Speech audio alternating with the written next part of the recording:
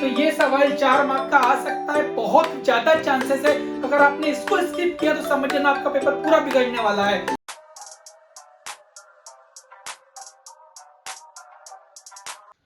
Hello and welcome to my YouTube channel. आज के इस वीडियो में मैं क्लास 10 ट्रिग्नोमेट्री के सारे वर्ड प्रॉब्लम्स प्लस सारे हॉर्स के क्वेश्चन कराने वाला हूँ। वीडियो हो सकता हो लंबा हो, लेकिन आपके लिए सारे इंपॉर्टेंट क्वेश्चंस मैं बना के लेकर आया हूँ। अगर आप लोग मेरे चैनल पर न्यू हो तो सब्सक्राइब करना भूलो मत। मैं चाहता हूँ आप लोग मेरे इस चैनल की वीडियो क्लास 10 और क्लास 12 के बच्चों तक पहुंचाओ, क्योंकि बोर्ड एग्जाम आ रही है। बहुत सारे बच्चों को मैथ से डर लगता है। अगर आप लोग मेरे इस वीडियो को उन बच्चों तक पहुंचाओगे तो हो सकता है उनका मैथ्स काफी अच्छा हो जाए। तो चलिए शुरू करते हैं। सबसे पहला क्वेश्चन है वर्ड प्रॉब्लम है। डर लगता है? डरना नहीं है।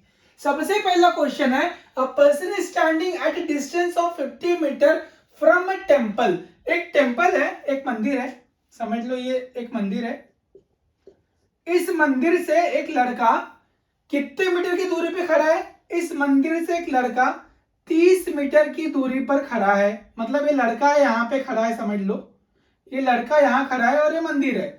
सो मंदिर से वो 30 मीटर की दूरी पर खड़ा है, लुकिंग एट ए टॉप। सो मंदिर का वो टॉप देख रहा है। सो मंदिर सीधा होता है, तो एक काम करता हूँ, मंदिर को मैं ऐसे बनाता हूँ। तो वो उस मंदिर के टॉप को देख रहा है यहाँ पर, ठीक है। The angle of elevation is of 45 degree. Elevation मतलब ऊपर की तरफ देख रहा है। सो यहां से जो एक एंगल बन रहा है वो बन रहा है 45 डिग्री का। आगे बोला है कि find the height of temple, मतलब मुझे क्या निकालना है? इस टेम्पल की हाइट निकालना है। तो समझ जाओ इस टेम्पल का हाइट को मैंने ये नाम दे दिया h से, ठीक है। सो हमें h निकालना है। मुझे बताओ मंदिर सीधा होता है, इट मींस वहां पे कितने का एंगल बनेगा? 90 डिग्री का। इसका नाम दे दो ए बी सी। तो हमें ए बी की वैल्यू निकालना है। इस ए बी को मैंने h बोला हुआ है। सो हमारे पास रेशियोज होते हैं sine theta, cos theta and tan theta. So मुझे पता मैं इसमें से क्या लगाऊंगा। अगर ये थीटा है, सो थीटा के सामने कौन सी साइड होती है? थीटा के सामने होता है अपोजिट साइड। और ये क्या है? इसका एडजेसेंट साइड। सो हमें यहाँ पर अपोजिट और एडजेसेंट का ही काम है, क्योंकि हाइपोटेनस से कोई मतलब ही नहीं है, क्योंकि हमें अपोजिट निकालना है, एडजेसेंट दिया है। सो अपोजिट अपॉन एडजेसेंट किसका फॉर्मूला होता है? टैन थीटा का फॉर्मूला होता है।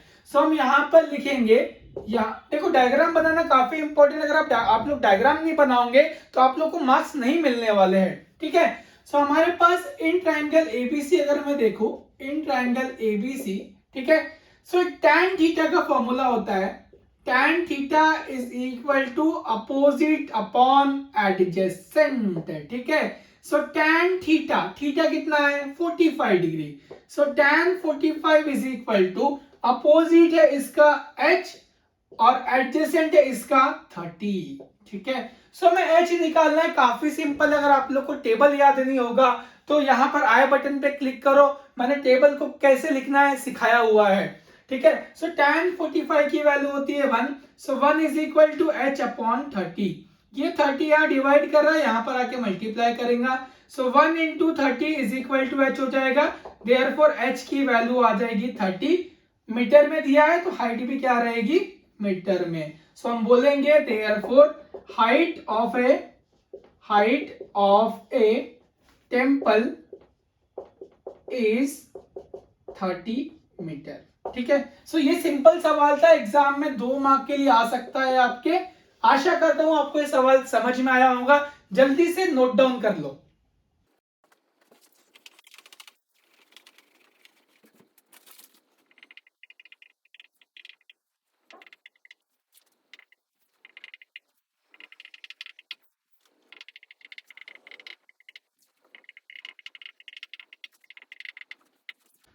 सो मेरे प्यारे बच्चों, यहाँ पे सवाल है when an observer at a distance of 12 metre from a tree. So यहाँ पर एक ट्री बना हुआ है, ये यहाँ पे ट्री है, एक ऑब्जर्वर है, वो इस ट्री से कितने मीटर की दूरी पर खड़ा है? When an observer at a distance of 12 metre. So इस ट्री से वो 12 मीटर की दूरी पर खड़ा है, ठीक है। The angle of elevation is 60 degree, मतलब वो यहां से ट्री के टॉप को देख रहा है। सो एंगल ऑफ एलिवेशन बन रहा है 30 डिग्री का। आगे बोला है, नहीं सॉरी, एंगल ऑफ एलिवेशन दिया है यहाँ पे 60 डिग्री का। So angle of elevation 60 degree का है। What is the height of a tree, मतलब हमको यही तो निकालना है, हाइट निकालना है बेटा। देखो डायग्राम भी काफी सिंपल है, ये एग्जाम में 2 मार्क के लिए आ सकता है और एग्जाम में आया हुआ भी है। सो हमें h निकालना है, बस पिछले क्वेश्चन में 45 दिया था, इस क्वेश्चन में 60 दिया हुआ है। इसका नामकरण कर देते हैं बेटा ए बी सी, ठीक है। सो ये है आपका अपोजिट साइड और ये है आपका एडजेसेंट साइड, अगर ये थीटा है तो, ठीक है। सो अपोजिट अपॉन एडजेसेंट किसका फॉर्मूला लगाएंगे, tan थीटा का। सो यहां पर हम लिखते हैं सोल्यूशन, ठीक है। देखो in triangle ABC, triangle ABC में अगर आप लोग tan थीटा लगाओगे, so tan theta is equal to opposite upon adjacent होता है, ठीक है। सो tan जैसा का वैसा, थीटा की वैल्यू 60 डिग्री दिया हुआ है, अपोजिट साइड है इसका h, एडजेसेंट की वैल्यू है 12। What is the value of tan 60, tan 60 की वैल्यू होती है √3। सो इसकी जगह पर लिख दूंगा मैं √3 is equal to h upon 12। ये 12 यहां डिवाइड कर रहा है, यहां पर आके मल्टीप्लाई करेंगे तो ये हो जाएगा 12 into √3 is equal to h। 12 3 36 मत करना वरना पाप लगेगा। यहाँ पे रूट नहीं है, इसके पास रूट है, मल्टीप्लाई नहीं होता है, इसीलिए तो हमको यहाँ पे √3 की वैल्यू दिया है। देखो √3 की वैल्यू दिया है 1.73। सो हम क्या करेंगे, यहाँ पे √3 की वैल्यू लिखेंगे 1.73। सो 12 को 1.73 से मल्टीप्लाई करना है। मल्टीप्लाई करना सबको आता होगा, आता ही होगा बेटा 10th में हो आप लोग। सो 1.73 को 12 से मल्टीप्लाई करना है, 2 3 6, 2 7 14, कैरी 1, 2 1 2 प्लस 1 3, यहाँ पे क्रॉस 1 3 3, 1 7 7, 1 1 1, प्लस कर लो 4 प्लस 3 7, 7 प्लस 3 10 का 0, कैरी 1, 2076। पॉइंट कितने नंबर के बाद है, एक और एक दो, तो यहाँ पर एक और एक दो यहाँ पे लग जाएगा। सो h की वैल्यू आ जाएगी 20.76, कितना, मीटर की सेंटीमीटर, मीटर दिया है तो यहाँ पे मीटर में आएगा। Therefore, height of a tree is 20.76 मीटर। 2 मार्क का सवाल है, जल्दी से नोट डाउन कर लो।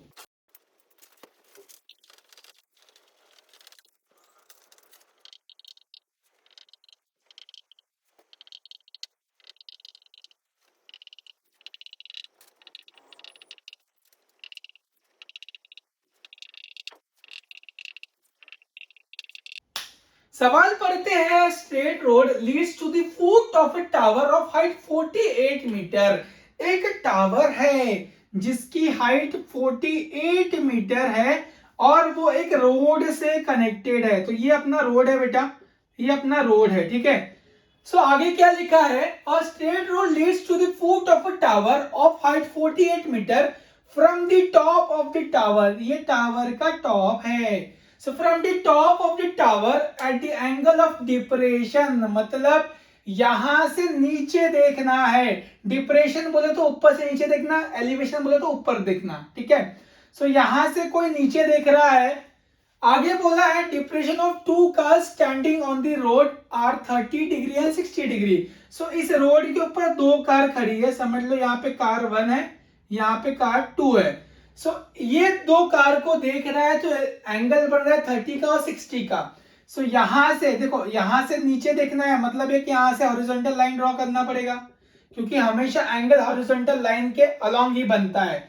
सो यहां से 30 डिग्री बन रहा है और एक 60 डिग्री बन रहा है, तो समझ लो ये वाला एंगल 30 का बन रहा है यहां से, और एक कितने का बन रहा है यहाँ पे 60 डिग्री का, 60 का बन रहा है। तो यहां से यहां तक का एक एंगल बन रहा है 60 डिग्री का। तो ये दिया आप लोग को 60 डिग्री का, इतना समझ में आया होगा। डायग्राम काफी इंपॉर्टेंट है, देखो अगर डायग्राम बना लोगे तो सवाल इजी हो जाएगा। आगे बोला है find the distance between 2 cars. तो ये कार 1 है, ये कार 2, इन दोनों के बीच का डिस्टेंस निकालना है। मान लो इस डिस्टेंस को मैं x बोलता हूं। सो मुझे क्या निकालना है, यहाँ पर x की वैल्यू निकालना है। ये 4 मार्क का सवाल है। अब ये मत बोलना कि x बड़ी बेवफा थी, वो x अलग है बेटा, ये x अलग है। ये क्वेश्चन का x से कैसे करोगे, देखते कैसे करना है। ठीक है, आगे देखो, हम यहाँ पे कुछ लेबलिंग करते हैं।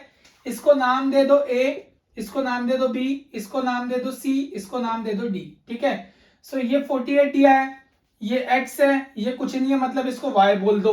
ठीक है, सो यहां से लेके पूरा यहां तक कितना हो जाएगा बेटा, x प्लस वाई हो जाएगा। हमें निकालना क्या है, हमें निकालना क्या है, टू फाइंड करना है। हमें लिख लो यहाँ पे, हमें x की वैल्यू फाइंड करना है, याद रखना। ठीक है, आगे देखो, ये तो 90 हो जाएगा बेटा, क्योंकि ये टावर है, टावर हमेशा वर्टिकल होता है। अब एक चीज आप लोगों ने पढ़ा होगा, एंगल ऑफ एलिवेशन और एंगल ऑफ डिप्रेशन सेम होता है। ऐसे जो एंगल बनाता है इसको हम जेब्रा बोलते हैं, दैट इज अल्टरनेट एंगल बोलते हैं। तो अगर ये 30 का है यहां से, तो ये 30 का हो जाएगा। देखो ऐसे जाके ऐसे बनेगा 30, और ये ऐसे जाके ऐसे बनेगा पूरा 60, तो ये 60 हो जाएगा। ठीक है, एंगल ऑफ एलिवेशन और एंगल ऑफ डिप्रेशन सेम होता है। ये सवाल एग्जाम में 4 मार्क का आ सकता है, बहुत ज्यादा चांसेस है। वेरी इंपॉर्टेंट सवाल, अगर ये क्वेश्चन छोड़ दिया तो समझ जाना पेपर ही खत्म हो गया आपका। सो देखो, इसको सॉल्यूशन करते हैं हम, स्टेप बाय स्टेप जाएंगे। सबसे पहले काम करता हूं, मैं tan 60 लगाता हूं। ये छोटे ट्रायंगल में लगाऊंगा, फिर बड़े ट्रायंगल में लगाऊंगा। सो बेटा अगर मैं tan 60 लगाता हूं यहां पर, सो tan 60, tan का फॉर्मूला क्या होता है, tan का फॉर्मूला होता है अपोजिट अपॉन एडजेसेंट। सो tan के अपोजिट क्या है 48, और एडजेसेंट कितना है 60 का, y। सो 48 अपॉन y हो जाएगा। tan 60 की वैल्यू होती है √3। So √3 is equal to 48 upon y। ये नीचे है डिवीजन में, वहां जाके मल्टीप्लाई करेगा तो ये हो जाएगा √3 into y is equal to 48। √3 यहाँ मल्टीप्लाई कर रहा है, वहां जाके डिवाइड कर लेगा। सो ये हो जाएगा y is equal to 48 upon √3। Upon में अगर एक ही टर्म आती है तो उसको रैशनलाइज कर सकते हैं। तो ये √3 है, तो √3 को ऊपर नीचे मल्टीप्लाई करो। इस मेथड को बोलते हैं रैशनलाइजेशन। सो यहां से y इज इक्वल टू हो जाएगा 48 इंटू √3 अपॉन में √3 इंटू √3 कितना होता है √9, और √9 की वैल्यू होती है 3। सो यहाँ पर आएगा 3। क्या 3 से 48 कटता है, हाँ जी कटता है। तो ये हो जाएगा 16√3, क्या लिख दो मीटर। सो y की वैल्यू आ गई 16√3। हमें निकालना क्या है, x निकालना है, y नहीं निकालना है। आगे मैं क्या करता हूं, आगे देखना, आगे क्या करूंगा। मैंने tan 60 लगाया, अभी tan 30 लगाता हूं। सो अगर मैं tan 30 लगाऊंगा, सो tan 30 के अपोजिट है 48, और इसके एडजेसेंट 30 के एडजेसेंट, मतलब ये पूरा 30 के एडजेसेंट पूरा आएगा ना बेटा, 30 के एडजेसेंट पूरा पूरा क्या है x प्लस से y। आगे देखो, उम्मीद करता हूं आपको ये समझ में आया होगा। tan 30 की वैल्यू होती है 1 अपॉन √3 इज इक्वल टू ये 48 जैसा का वैसा x प्लस वाई। क्रॉस कर लो, इसको इससे करोगे तो x प्लस वाई आएगा। √3 को 48 से करोगे तो 48 √3 हो जाएगा। हमें x निकालना है, y की वैल्यू तो हम पहले निकाल चुके। देखो ये y की वैल्यू है, मैं इस y की वैल्यू को यहां पुट कर दो, इसको इक्वेशन नंबर 1 दे दो।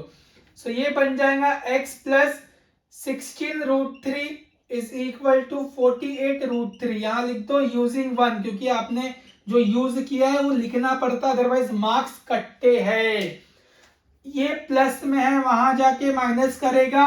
सो ये बन जाएगा x is equal to 48 √3 minus 16√3। दोनों के पास √3 है तो मैं माइनस कर सकता हूं। 48 माइनस 16, 48 माइनस 16 होता है 32। सो x इज इक्वल टू 32 √3। आगे हमें √3 की वैल्यू क्वेश्चन में दी है, मतलब उसको यूज करना पड़ेगा। सो x इज इक्वल टू ये हो जाएगा 32 इंटू 1.73। इसको मल्टीप्लाई कर लो और आंसर बताओ। कहां करूं, यहां करता हूं।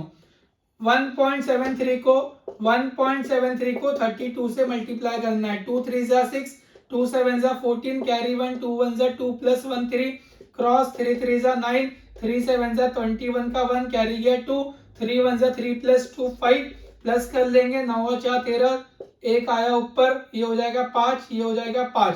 ठीक है, सो 5536 0.2 नंबर के बाद है, तो एक और एक दो टुबड़ुक टुबड़ुक इधर आ गया, तो x की वैल्यू आ जाएगी, कितनी आई है 55.36 मीटर। और हमें x ही तो निकालना था, क्योंकि कार 1 यहाँ पर है, कार 2 यहाँ पर है, तो दोनों कार के बीच का डिस्टेंस कितना है 55.36 मीटर। सो ये सवाल 4 मार्क का आ सकता है, बहुत ज्यादा चांसेस है। अगर आपने इसको स्किप किया तो समझ लेना आपका पेपर पूरा बिगड़ने वाला है। सो ये सवाल आप लोग नोट डाउन कर लो।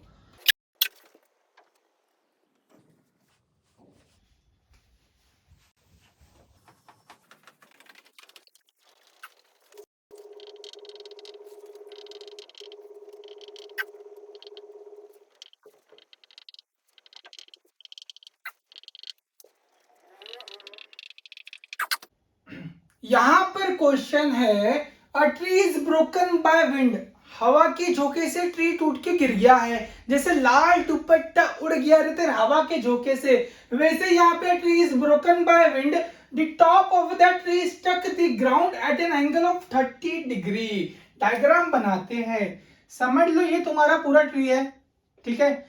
सो इस ट्री का टॉप, इस ट्री का टॉप, जैसे ये पूरा अपना ट्री था समझ लो यहां से यहां तक का।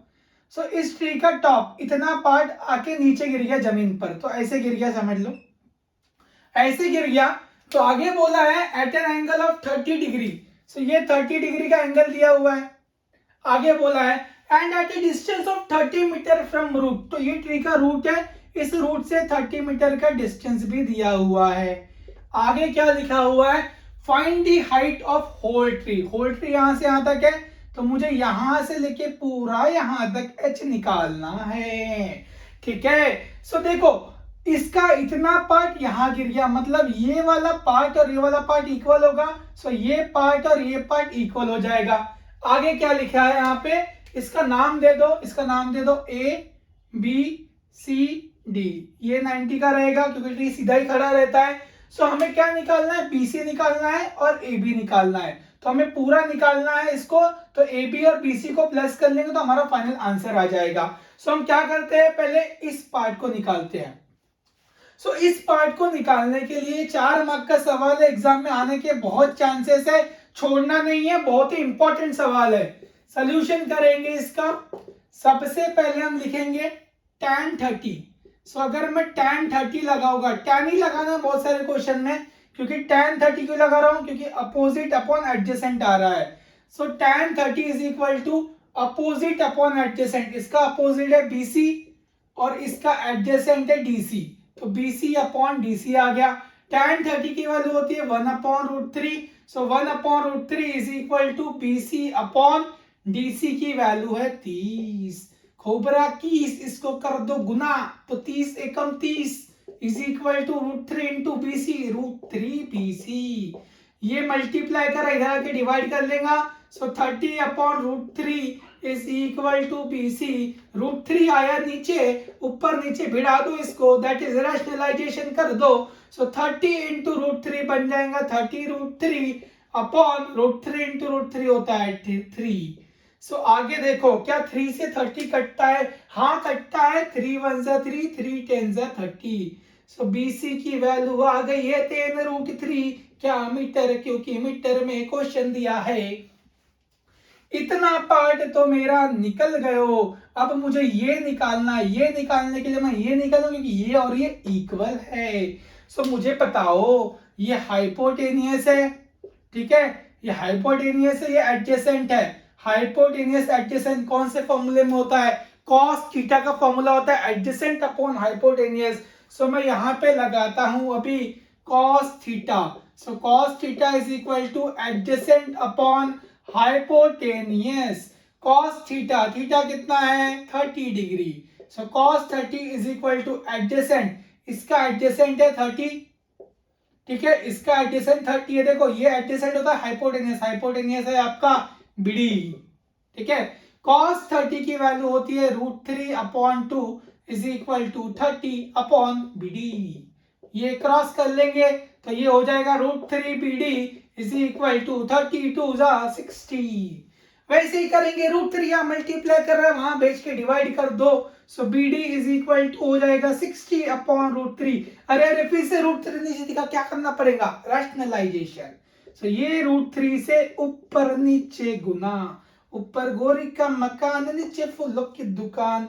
60 इंटू √3 हो जाएगा 60√3, और √3 इंटू √3 3 होता है। क्या काट दो इसको, काट दो sir. So B D is equal to 3 2 मतलब 20√3 आया। ठीक है। सो हमें क्या निकालना है, हमें ये पूरा निकालना है। तो यहां पर मैं पहले बोलूंगा B D is equal to A B, जो कि कितना आएगा 20√3 मीटर। देयरफॉर मैं यहां पर बोलूंगा height of whole tree, height of whole tree will be equal to, ये आपका है BC और ये है आपका AB। So BC plus AB कर लेंगे। BC की वैल्यू कितनी आई 10√3। सो 10√3 में मैं प्लस करूंगा 20√3। सो 10 प्लस 20 होता है 30√3 मीटर। सो ये आ गई आपकी ट्री की हाइट। ठीक है। सो हाइट ऑफ ट्री आ गई 30√3, लेकिन यहाँ पे √3 की वैल्यू दी है क्या, नहीं दी है तो नहीं करेंगे। अगर दी होती थी तो आपने क्या किया होता, 30 को √3 से मल्टीप्लाई किया होता, दैट इज 30 इंटू 1.73। 4 मार्क का सवाल है, बहुत ही इंपॉर्टेंट है, बहुत बार पेपर में आया हुआ है। सो इस सवाल को मिस नहीं करना है, जल्दी से नोट डाउन कर लो। एक सवाल यहाँ पर ऐसा भी है, 2 buildings are in front of each other on either side of a road of with 10 metre. So एक रोड है, एक रोड है, ये समझ लो रोड है जो 10 मीटर वाइड है। तो ये रोड है जो कि 10 मीटर वाइड है, इसके दोनों साइड पर 2 बिल्डिंग है। ठीक है। सो यहां पर एक बिल्डिंग है और एक यहां पर बिल्डिंग है। ठीक है, फिलहाल तो सिर्फ बताता हूं। 2 buildings are in front of each other on either side of a road of width 10 metre. ये 10 मीटर का width है इसका। From the top of first building, first building के टॉप से, इस बिल्डिंग के टॉप से, from the top of first building which is 30 metre high, तो ये 30 मीटर की इसकी ऊंचाई दी है। यहां से बोला है कि angle of elevation to the second is 45 degree. So इससे जो सेकंड बिल्डिंग का ऊपर का जो टॉप है वहां तक एंगल ऑफ एलिवेशन दिया है 45 डिग्री। ठीक है, आगे क्या लिखा है यहाँ पे, what is the height of second building. So हमें ये बिल्डिंग 2 की हाइट निकालना है। सो हमें ये बिल्डिंग की पूरी हाइट निकालना है, ये यहां से लेके यहां तक। ठीक है।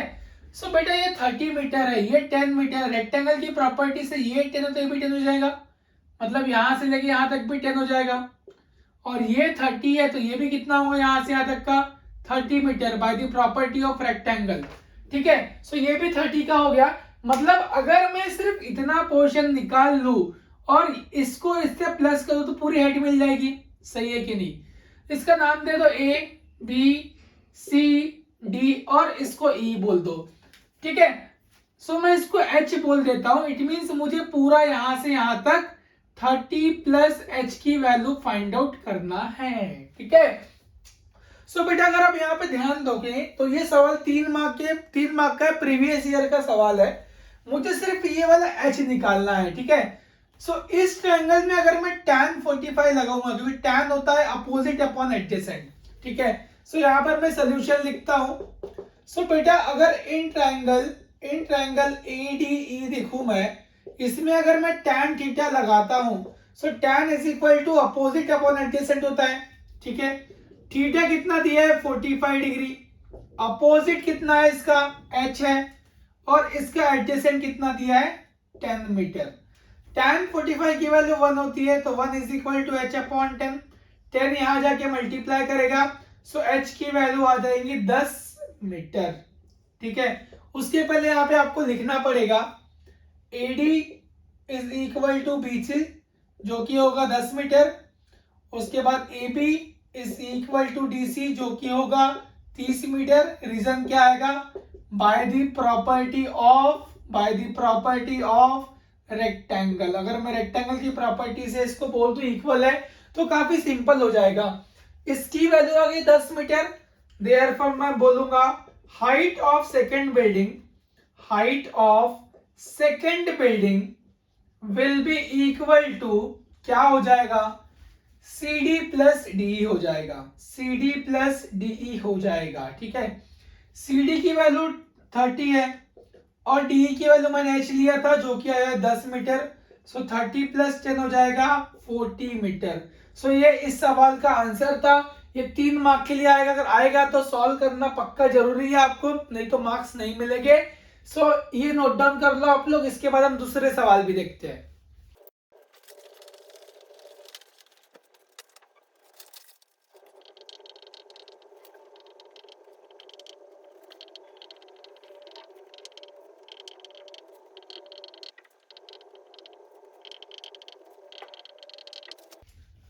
यहां पर एक सवाल दिया है, from the top of light house. एक लाइट हाउस है, समझ लो ये मैंने यहाँ पे एक लाइट हाउस बनाया हुआ है, this is lighthouse. Lighthouse इसके टॉप से बोला है, from the top of lighthouse an observer look at a ship. So यहाँ पर एक शिप है, समझ लो ये यहाँ पर एक शिप है, समझ लो ये शिप है, ऐसा अपन ने शिप बना लिया। From the top of lighthouse, an observer looks at a ship, finds the angle of depression to be 60 degree. So यहां से वो शिप को देख रहा है, so angle of depression यहां पर बन रहा है 60 डिग्री का। इतना क्लियर है। If the height of lighthouse is 84 metre, ये लाइट हाउस की हाइट है जो कि 84 मीटर दी गई है। आगे क्या बोला है, if the height of lighthouse is 84 meter, then how far that ship from the lighthouse? So lighthouse से ये शिप कितने दूरी पर है। 3 मार्क का सवाल है, सबसे आसान है, प्रीवियस ईयर में आया हुआ है, प्रीवियस ईयर क्वेश्चन है, 3 मार्क का है। सो हमें ये निकालना है बेटा, इसका नाम दे दो ए बी सी, क्योंकि ये लाइट हाउस से शिप, लाइट हाउस से शिप इतने दूरी पर है, सो इसको आप लोग एक्स बोल दो। ठीक है, सो यहां पर हम बोल देंगे सोल्यूशन में, let BC be the distance between ship and lighthouse. ठीक है, सो हमें बेटा यही फाइंड करना है एक्स की वैल्यू। सो यहां पर ये 60 डिग्री दिया है। सो बच्चा लोग एंगल ऑफ एलिवेशन और एंगल ऑफ डिप्रेशन सेम होता है, तो ये 60 है तो ये भी 60 हो जाएगा। अब देखो इसका अपोजिट दिया है, इसका एडजेसेंट निकालना है। Opposite upon adjacent, tan theta लगाएंगे यहां पर भी हम। So tan theta is equal to होता है अपोजिट अपॉन एडजेसेंट। थीटा की वैल्यू दी है 60 degree, so tan 60 is equal to opposite है 84, एडजेसेंट है x। tan 60 होता है √3 is equal to 84 upon x। x जाएगा उधर तो मल्टीप्लाई करेगा, सो √3x इज इक्वल टू 84। √3 यहां पर आके डिवाइड करेगा, so x is equal to 84 upon √3। √3 नीचे है मतलब क्या करना पड़ेगा, रैशनलाइजेशन। ठीक है, आगे क्या होगा, 84 इंटू √3 हो जाएगा 84 √3, और नीचे में √3 इंटू √3 3 होता है। क्या 84 को मैं 3 से काट सकता हूं, हाँ मैं काट सकता हूं, ये काटूंगा तो 3 2 जा 6, 2 बचेगा 8 जा, मतलब x की वैल्यू आ गई 28 √3। ये आंसर हुआ क्या, नहीं, क्यों, क्योंकि √3 की वैल्यू दी है 1.73, तो यहां मैं बोलूंगा x is equal to 28 into 1.73 कर लूंगा, तो जो फाइनल आंसर होगा वो इस क्वेश्चन का आंसर होगा। सो 28 को 1.73 से मल्टीप्लाई कर लेते हैं यहाँ पे साइड में, 8 3 से 24, 2 8 7 से 56 प्लस 2, 58 का 8 कैरी गया 5, 8 1 जा 8 प्लस 5 13, यहाँ पे 0, 2 3 जा 6, 2 7 जा 14, कैरी 1 है, 2 1 जा 2 प्लस 1 3, 8 और 6 14 का 4 कैरी 1, 4 अन्य 4 आउट, 3 प्लस 1 4। सो इसका आंसर 2 डेसिमल के बाद आएगा, मतलब 48.44। 48.44 metre will be the final answer of this question. ठीक है, सो हमें एक्स निकालना था, हमने यहाँ पर एक्स निकाल लिया। जल्दी से नोट डाउन कर लो इस क्वेश्चन को।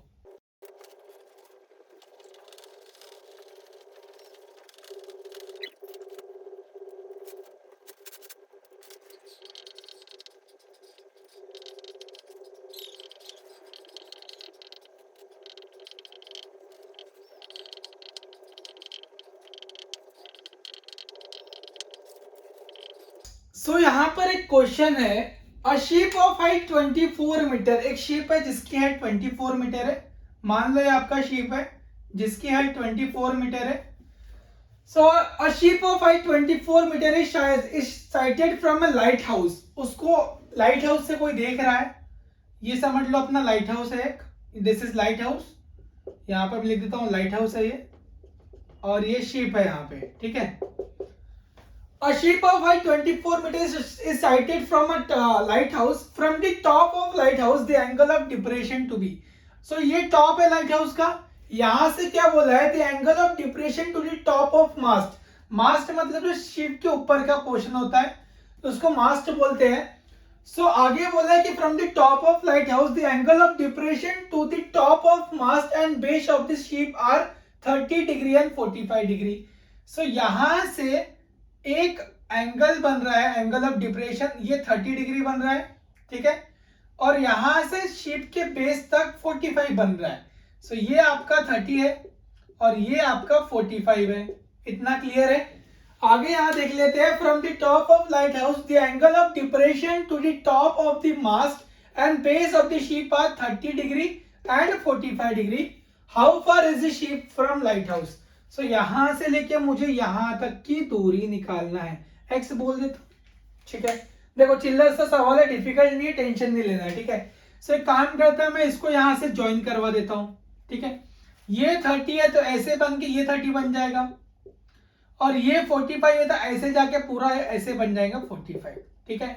देखो कुछ टेंशन नहीं लेना है आप लोग को, इसको नाम दे दो पहले, ए बी दे दो, इसको सी दे दो, इसको डी दे दो, इसको ई दे दो, ठीक है। सो हम क्या करते हैं ना बेटा, हमें x निकालना है, ठीक है। x निकालना है मुझे, x कैसे निकालूंगा दिखते हैं ना यहाँ पे। ये यहाँ से यहाँ तक पूरा x है, मतलब ये भी x रहेगा, और ये 24 है तो यहाँ से लेके यहाँ तक भी ये 24 ही रहेगा। प्रॉपर्टी ऑफ रेक्टेंगल लगा लेंगे तो हम ये 24 आएगा, ठीक है। आगे देखो, अगर मैं सोचो यहाँ पे, अगर मैं पहले tan 30 लगाता हूं, सो मुझे ये मिल जाएगा, ये x है तो ये भी x रहेगा, ठीक है। सो अगर मैं यहाँ पे tan 30 लगाता हूँ, देखो यहाँ पे लगा के देखते आता है क्या। अगर मैं tan 30 लगाता हूँ, सो tan 30 क्या हो जाएगा, अपोजिट अपॉन एडजेसेंट, मतलब ये हो जाएगा AB अपॉन x। tan 30 की वैल्यू होती है 1/√3, so 1/√3 is equal to AB upon x हो जाएगा। सो यहाँ से मुझे x की वैल्यू मिल जाएगी √3 इंटू AB। इतना क्लियर है, इतना क्लियर है। यहां से x मुझे मिल गया √3 AB, ठीक है। आगे मैं क्या करता हूं, tan 45 लगा के देखता हूं, लगा के देख रहा हूं मैं भी। सो अगर मैं tan 45 लगाऊंगा, सो tan 45 में यहां से लेके यहां तक अपोजिट अपॉन एडजेसेंट होगा। एक काम करते हैं, AB की वैल्यू कुछ दे देते हैं अपन, AB को अपन h दे देते हैं, AB को अपन h दे देते हैं, ठीक है। सो इस पार्ट को मैंने h दे दिया, समझ लो यहां से लेके यहां तक का, ठीक है। सो ये पूरा बन जाएगा 24 प्लस h। अगर ये h है तो ये पूरा 24 प्लस h बन जाएगा। सो tan 45 आ जाएगा, ये पूरा 24 प्लस h अपॉन में कितना आएगा, x आएगा, ठीक है। tan 45 की वैल्यू होती है 1, so 1 is equal to 24 plus h upon x, ठीक है। सो अगर मैं इसको यहाँ भेज दूंगा तो x is equal to 24 plus h आ जाएगा, ठीक है। सो बेटा मुझे क्या निकालना है, आपको समझ में आ रहा होगा, मुझे x की वैल्यू निकालना है, ठीक है। सो अगर मुझे x निकालना है तो यहां से अगर मैं h निकाल दूंगा तो h कितना हो जाएगा, x अपॉन √3। h की वैल्यू आ जाएगी x अपॉन √3, क्यों, क्योंकि √3 यहाँ मल्टीप्लाई कर रहा है, यहाँ पर आके डिवाइड करेगा। सो इसको मैं यहाँ पुट करता हूं, देखो। सो x इज इक्वल टू ये हो जाएगा 24 प्लस h की वैल्यू है x अपॉन √3। आगे देखना सॉल्यूशन आ जाएगा। अब मेरे पास x ही बचा है, x निकल जाएगा यहाँ से। अगर मैं सॉल्यूशन करूंगा तो इसको यहाँ भेज के माइनस कर देंगे तो ये हो जाएगा x minus x upon √3 is equal to बचेगा यहाँ पर 24। नीचे लगा लो 1 cross multiply, √3 into x √3x minus 1 into x x upon में आएगा 1 इंटू √3 इज इक्वल टू 24, ठीक है। 24 के साथ √3 मल्टीप्लाई करेगा और यहां से मैं x कॉमन ले लूंगा तो यहाँ पर बचेगा √3 माइनस 1, ठीक है। देखो अगर मैंने यहाँ से x कॉमन लिया तो यहाँ पे √3 बचा, यहाँ से x गया तो 1 बचा, और ये √3 इसको आके मल्टीप्लाई करने वाला है। आंसर आ गया है मेरा। मुझे x निकालना है, ये मल्टीप्लाई कर रहा है, यहाँ पर जाके डिवाइड करेगा। So x is equal to हो जाएगा मेरा 24√3 अपॉन √3 - 1। ठीक है, सो ये मेरा होगा इस क्वेश्चन का फाइनल आंसर। आगे सॉल्व नहीं करना, ये √3 से √3 काटना मत, ठीक है, क्योंकि यहाँ पे माइनस है। अगर ये माइनस नहीं होता तो मैंने इसको काट भी दिया होता। सो इस क्वेश्चन का आंसर सिर्फ इतना ही करके छोड़ना है। काफी अच्छा सवाल है। अगर आप लोग डायग्राम बना लोगे, tan 30 लगाना, फिर tan 45 लगाना, आंसर अपने आप आता है। ऐसे भी आंसर आते रहते कभी कभी, टेंशन नहीं लेना है। सो ये इस क्वेश्चन का आंसर था। जल्दी से इसको नोट डाउन कर लो।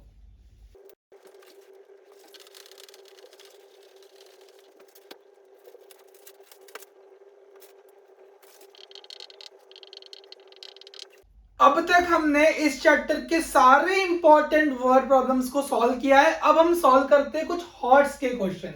हॉट्स का क्वेश्चन है ये, एग्जाम में 3 मार्क का आता है हॉट्स के ऊपर का क्वेश्चन। सवाल यहां पर दिया है, if sine theta plus sine square theta is equal to 1 then show that cos square theta plus cos to the power 4 theta is equal to 1। ठीक है, सो हमें यहाँ पर जो गिवन दिया है उसको पकड़ के सॉल्व करने की कोशिश करेंगे। हमारे पास गिवन दिया है यहाँ पे sine theta plus sine square theta is equal to 1। ठीक है, आगे मैं यहाँ पे कुछ जुगाड़ करूंगा। जुगाड़ कैसा है, इसको वहां भेजूंगा तो मेरा sine theta is equal to बन जाएगा 1 माइनस साइन स्क्वायर थीटा। अब मेरे पास एक आइडेंटिटी होती है 1 minus sine square theta is equal to कितना, कॉस स्क्वायर थीटा। सो ये साइन थीटा की वैल्यू हो गई है कॉस स्क्वायर थीटा।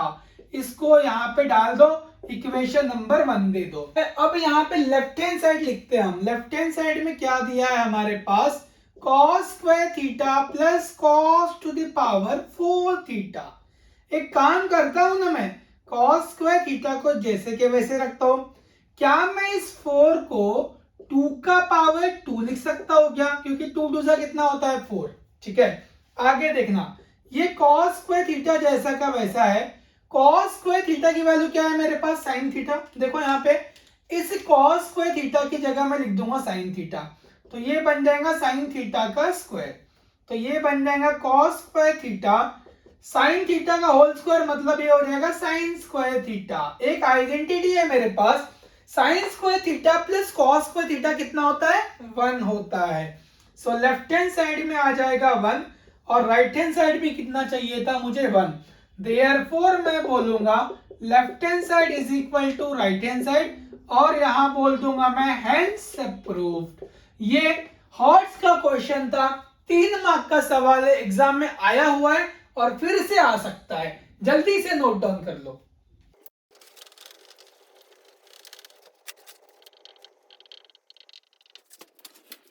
अब इस हॉट्स क्वेश्चन को सॉल्व करते हैं। देखो यहाँ पे ये लेफ्ट हैंड साइड है बच्चा लोग, and this is right hand side. ठीक है, सो क्वेश्चन में दिया है sine to the power 6 theta plus cos to the power 6 theta is equal to 1 minus 3 sine square theta into cos square theta. चलो कोशिश करते हैं प्रूफ करने की, क्योंकि कोशिश करने वालों की हार नहीं होती। सो एलएचएस दिया है हमारे पास sine to the power 6 theta plus cos to the power 6 theta. अरे बाप रे, बहुत ही खतरनाक है। एक काम करते हैं ना, हम इसको साइन स्क्वायर थीटा का पावर 3 कर देते हैं। इसको भी हम करते हैं cos टू द पावर 2 का पावर 3 कर सकते हैं क्या, क्योंकि 3 2 कितना होता है 6, 3 2 6, तो ऐसा कर सकते हैं। अब हमारे पास एक आइडेंटिटी होती है, आपने पढ़ा है क्या identity, A cube plus B cube की। A cube plus B cube होता है A plus B into A square minus A B plus B square. इस आइडेंटिटी को मैं यहाँ पे लगाऊंगा। सो ये हो गया मेरा ए की वैल्यू, ये हो गया मेरा बी की वैल्यू। सो ये बन जाएगा बेटा ए प्लस बी मतलब sine square theta plus cos square theta, bracket में आएगा ए स्क्वायर मतलब साइन स्क्वायर थीटा का स्क्वायर माइनस ए बी मतलब sine square theta into cos square theta plus B square. B की value क्या है, cos square theta, तो ये बन जाएगा कॉस स्क्वायर थीटा का स्क्वायर। समझ में आया, बड़ा सा ब्रैकेट लगा दो। सो ये है what is the formula for sign square theta plus cos square theta, सबका मालिक है, तो ये हो गया 1। सो 1 इंटू यहां पर बनेगा साइन स्क्वायर थीटा का whole square plus cos square theta का होल स्क्वायर माइनस, इसको मैं पीछे लिखता हूं, इसको पहले लिखा फिर इसको सामने लिख सकते हैं ऐसा। तो ये हो जाएगा sine square theta into cos square theta. ठीक है, अब देखो थोड़ी थोड़ी सी खुशबू आ रही है मेरे पास, ये दोनों आ चुके हैं, बस 1 - 3 लाना है, देखो वो भी ला लेंगे। अब मेरे पास और एक फॉर्मूला होता है A square plus B square का, इसका फॉर्मूला होता है A plus B whole square minus 2ab। Identity अगर आपको याद नहीं होगी तो पूरा काम 25 हो जाएगा आपका। A square plus B square होता है A plus B whole square minus 2ab। So ये है आपका ए है आपका बी। ठीक है, सो इसका फॉर्मूला हो जाएगा ए प्लस बी होल स्क्वायर, 1 से मल्टीप्लाई करेंगे तो कोई फर्क नहीं पड़ेगा। ए की वैल्यू है साइन स्क्वायर थीटा, बी की वैल्यू है कॉस स्क्वायर थीटा, इसका होल स्क्वायर। ठीक है, क्योंकि ए प्लस बी का होल स्क्वायर है, A plus B whole square minus 2ab, 2 into sine square theta into cos square theta. ठीक है, क्योंकि यहाँ पे माइनस 2ab है तो 2a इंटू बी, और ये जैसा का वैसा minus sine square theta into cos square theta. ठीक है, इसकी वैल्यू होती है 1, सो ये बन जाएगा 1 का स्क्वायर, क्योंकि आइडेंटिटी है मेरे पास sine square theta plus cos square theta 1 होता है तो 1 का स्क्वायर माइनस ये दोनों सेम सेम है, -2 और -1 कितना होता है 3, -2 -1 -3, तो -3 sine square theta into cos square theta. 1 का स्क्वायर 1 होता है तो 1 - 3 sine square theta into cos square theta. So left hand side को जब मैंने सिंप्लीफाई किया तो मेरा आंसर ही आया। और अगर मैं मेरे ध्यान को भटकाऊंगा यहाँ पे तो राइट हैंड साइड में यही चाहिए था। देयरफॉर मैं बोलूंगा यहाँ पे left hand side is equal to right hand side, और यहाँ पे लिख दो हेंस प्रूफ। सो यहाँ पर ये सवाल अच्छे तरीके से सॉल्व करवा के दिया है मैंने। देखो ट्रिग्नोमेट्री बहुत ही इजी चैप्टर है, लेकिन आपको थोड़ा प्रैक्टिस करना पड़ेगा। ठीक है, इतना बोलकर मैं अपना आज का वीडियो यहीं पर एंड करूंगा। मिलते हैं अगली वीडियो में, तब तक अपना ध्यान रखो, बाय बाय, टेक केयर।